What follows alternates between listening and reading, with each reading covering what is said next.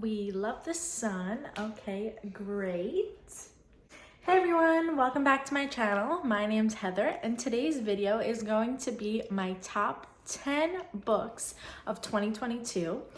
I can't believe it's literally gonna be a new year in like 2 days. That's crazy. I feel like I just filmed my January wrap up. So how did that happen? I don't know. But anyway, today I have 10 books to share with you.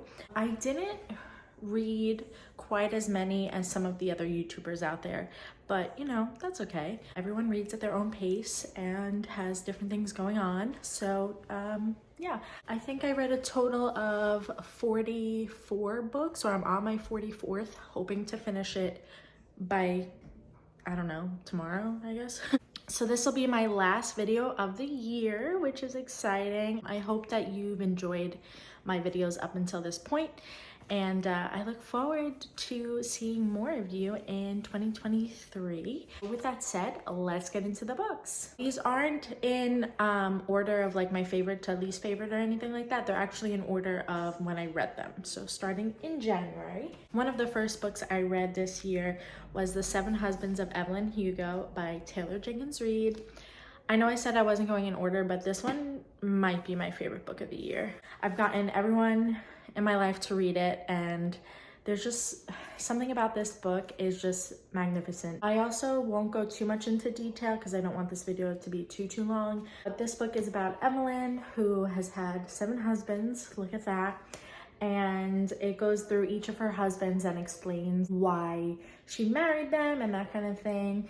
And it goes through her life story, which doesn't sound as interesting as it is, but it's just a magnificent book. It's written so well. I have 2 other books by Taylor Jenkins Reid in this list, so definitely one of my top authors, one of the top people that I started reading this year. Highly recommend this one if you have not yet read it. Another one of my favorite authors, not that I started reading this year because I've read her books before, continued to love them, that is Colleen Hoover's Reminders of Him. Basically, this is the story of Kenna, who has a child. She is in jail for 5 years after this tragic incident. She comes out of jail and wants to reunite with her daughter. A lot of people kind of stand in the way of that and don't want that to happen for her. And so it's that journey, and maybe she'll find some kind of love along the way. It's more than just a romance. There's romance in it. I don't know, just it's really good. One of my favorite Colleen books. Haven't read them all, so that doesn't say much, but one of my favorites thus far. Oh, like my nails kind of match. Okay, the next one is technically a series, except I haven't read the whole series. So that is the Twisted series by Ana Huang, and I am counting this as one just because I technically only read 3, but I want to highlight my favorite, and that is Twisted Games. Okay, so we have Twisted Love, Twisted Games, Twisted Hate, and Twisted Lies, which I have yet to read, but it's gonna be in the new year, I promise. I just wanted to give a special shout out to Twisted Games because out of the 3 that I read, this one is definitely my favorite, with Twisted Hate coming as a close second. I gave both of those 5 stars. Oh, yeah, I think all these books I've given 5 stars.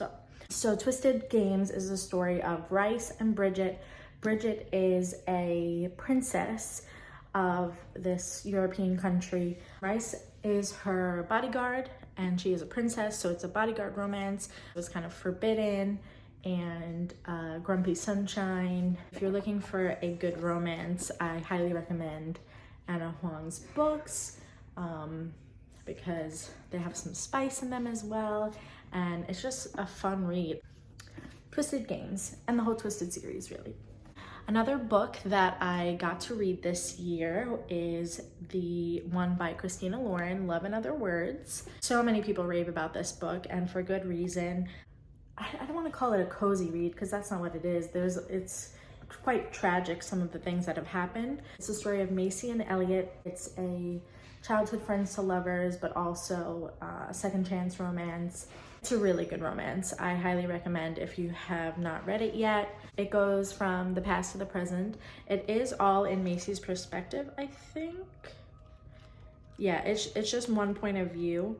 So good. All of these are so good. I know I'm not really going too into detail again because I don't want this video to be a million years long, but it is their story. It's one of the first childhood friends to lovers I've read, or at least that I think I've read. I guess I really love that like trope because I ate this book up really. And before going into it, I was like, I don't know if I'm gonna like that. Like, I don't know if it's gonna be awkward seeing them as children and then seeing them as adults, or like, you know, I wasn't sure how that would play out, but I thought it was done so well. I can't wait to read the rest of Christina and Lauren's books. Once you find out like what the title is for, like why it's named that way.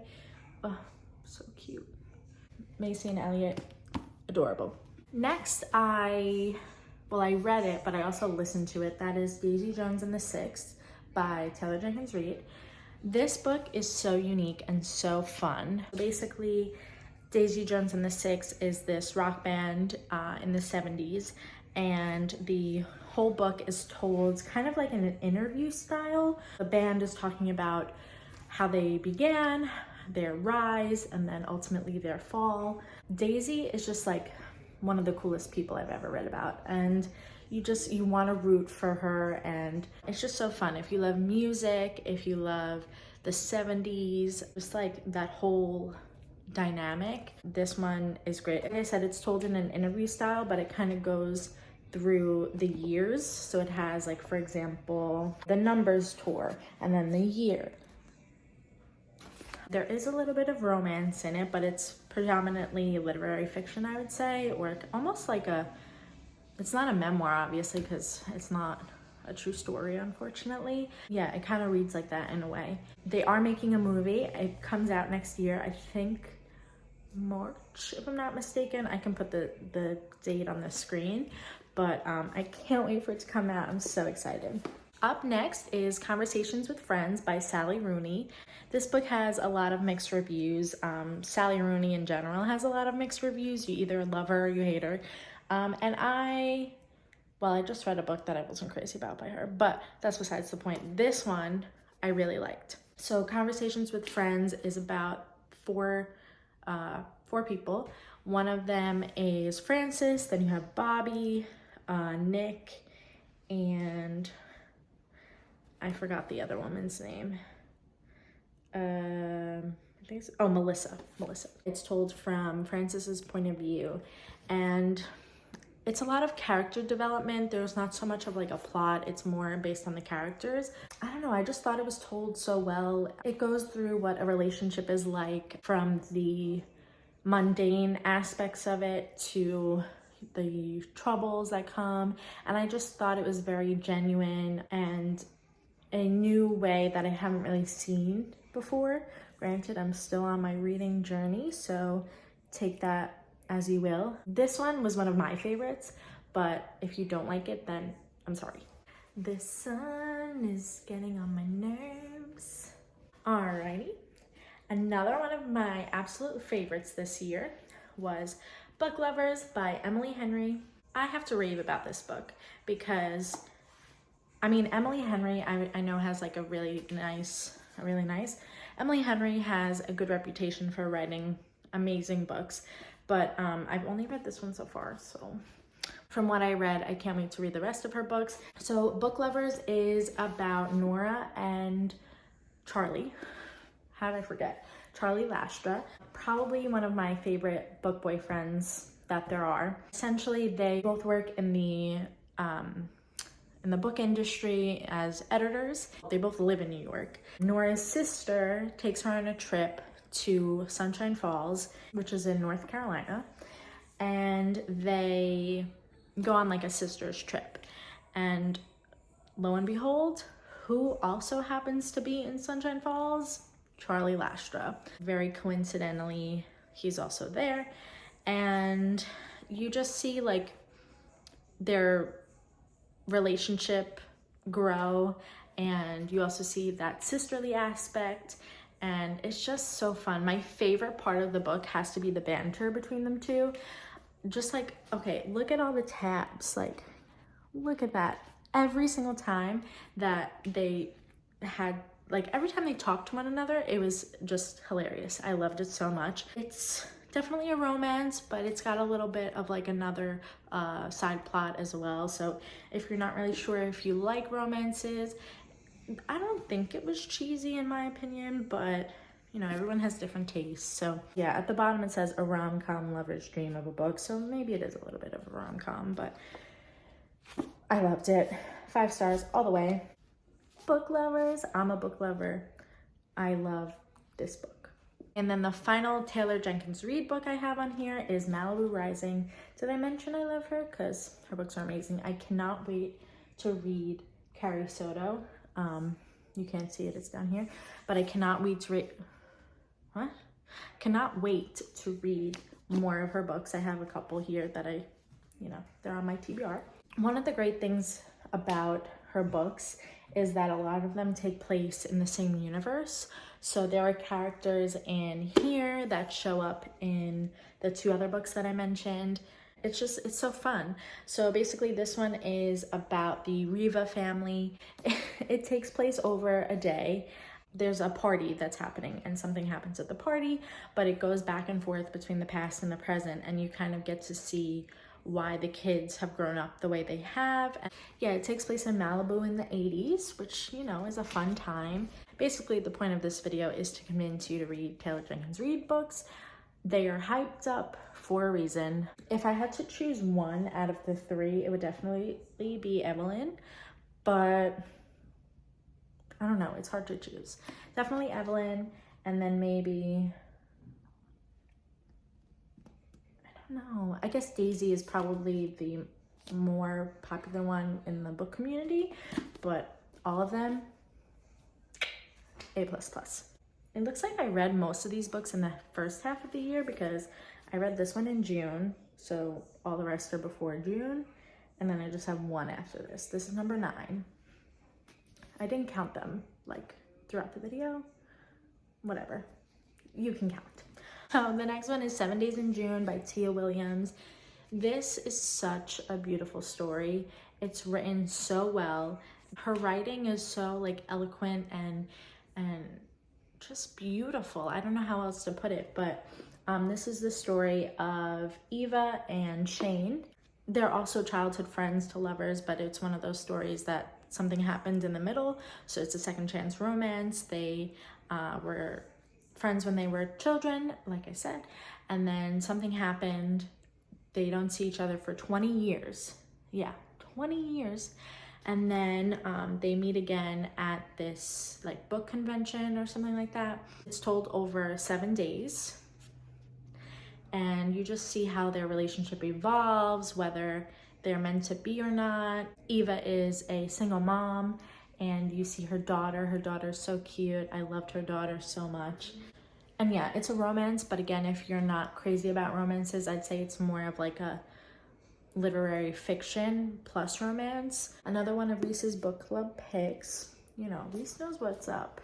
She really does. Shout out to Reese Witherspoon. Okay. What?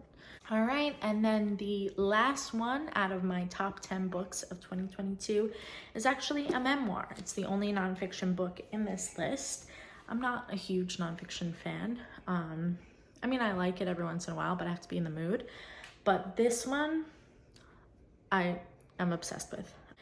Maybe obsessed is not the right word, but I was very happy with, well, no, because it's a sad story. Anyway, this book is I'm Glad My Mom Died by Jennette McCurdy. If you are not sure who she is, basically she was a childhood actress on Nickelodeon. She did a couple commercials and stuff, but she had a very toxic relationship with her mother. Basically, she traumatized her daughter. It kind of has some dark humor, but it is a very heartbreaking story. Basically, her mom encouraged her to have an eating disorder. So if that's a topic that might be triggering for you, then maybe skip out on this one. It was really cool to see her story. And, you know, it's someone that I grew up watching on TV. And I don't know, it's just you never know what someone's going through, and you think like that life is so magical and exciting and everything, and maybe there are parts that are, but there's a whole nother side to it, you know, and it's funny. Oh my god, okay. And there they go. It's like I'm hugging my books. All right, everyone, I really hope you enjoyed this video. I hope you have an absolute wonderful, amazing, incredible new year with love and joy and everything magical. These were my top 10 books of 2022, and I cannot wait to read more in this coming year.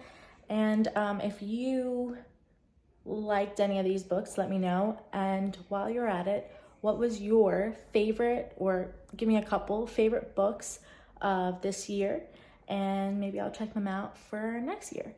And look forward to my first video of the new year. I'm going to be ranking all of the books I've read. So if you're curious about the other books that I read this year, all 44 of them, maybe 45, depending on how much I can read today and tomorrow, look out for that. And with all that said, I will see you in my next video. Bye.